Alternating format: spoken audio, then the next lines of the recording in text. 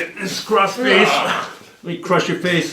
All right, what's one easy escape from here, Rob? Okay. You gouge the eyes, Yeah. and then you bite my ear. Yeah, exactly. And I'm going to hit liver 7 with my pinky. Yeah. There's obviously no good escape from this position. The first thing that you have to do is fix your alignment. Like, we beat this point to death at our academy, which is their side control, which is, like this, and then there's side control, which is like this, and they've got the same name, but they are, they couldn't be more different. Where you should be is definitely... So I've passed your guard. You've passed my guard.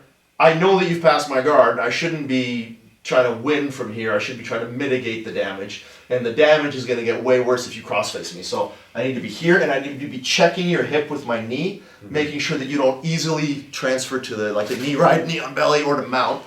So it's not that it's blocking the route, it's more pushing. It's more pushing you out of the way. Yeah, exactly. So there's no way for you to easily transition without shifting yourself a little bit. Sure. And so the combination of these two things...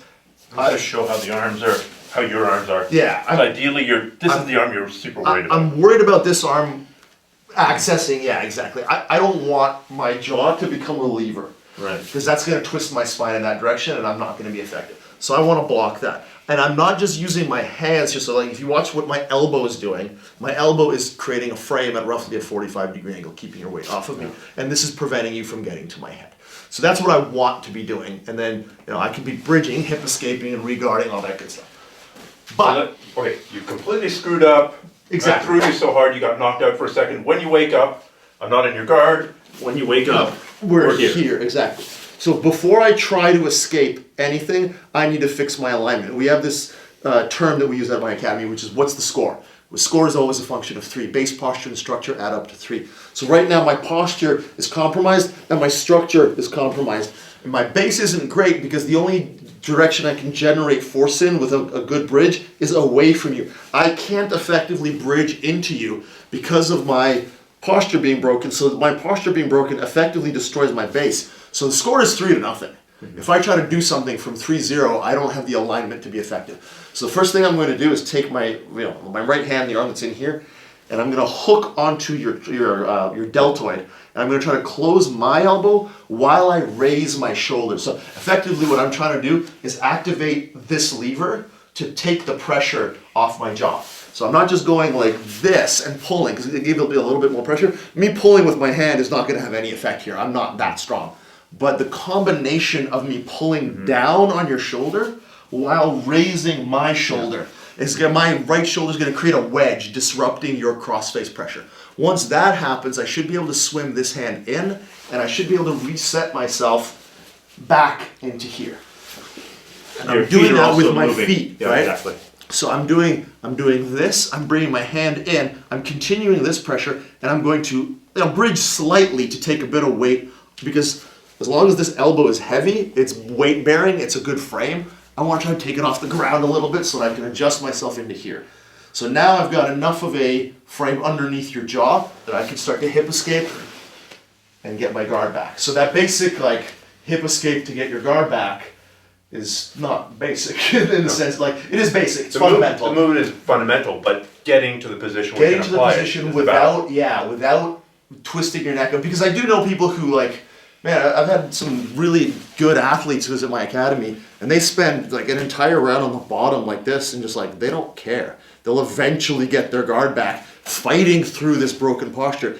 But that's for 200-pound super athletes. If you're a smaller guy, you're not going to overpower somebody and just jam your knee in. You're going to injure your neck before you do it. And long term, even those guys that are really effective athletes, if you spend a lot of time eating crossface pressure and then fighting your way into an underhook through the crossface and all that kind of stuff, long term you're going to have disc problems, you're going to have all kinds of injuries. So the most important thing as long as you're doing jumping bridges on your head. Yeah, exactly. So as long that'll as condition the disc. Oh God. Anyway, so as long as you recognize that if your alignment is broken, the first thing you should do is fix your alignment. Go from 3-0 to 3-1 to 3-2 to 3-3, and then I need to break your alignment, even if it's just a little bit, even if it's to 2.5, before I start trying to escape a negative position, because a dominant position should require a dominant score for me to get out of it. If it's 3-3, I shouldn't escape. I should only escape if it's 3-2 or 3-1. Is that kind of? Yeah, I think that makes a lot of sense. Yeah. So if people will watch that again and see the little adjustments that you're making to actually get out of the terrible base posture and structure that you're in, Basically, regaining those. Yeah, so like if I had to give it a phrase, it's that you want to escape the alignment before you try to escape the position. Right. If your alignment is like if the alignment is great, escaping the position, go to it. Yeah. If the alignment is broken, you've got to fix that alignment break before you try to escape the position. All right. Okay, so 3 things, guys. If you like this, give it a thumbs up. If you got a question for Rob, leave it in the comments. We'll take a look. We'll try and answer a few of them. We'll maybe make another video to answer other questions. Third, if you want more about this idea of base, posture, and structure, this revolutionary thing that's well, it's revolutionary the way that you worded it and made it super clear. They should check out the BJJ formula. Exactly. Because that's the seminal work where you really break out this theory of jiu-jitsu. Which is no different from what good guys have been doing since forever, since the penetration days. Yeah. But it's verbalized and enjoyed. The feedback that I've gotten on the material, or that I've received on the material that I put out, is that this is all stuff that people have either mentioned or are doing in some form or another for a long time, but it's just been really well categorized and systematized. So, All right. Like it, ask a question, check out the BJJ formula.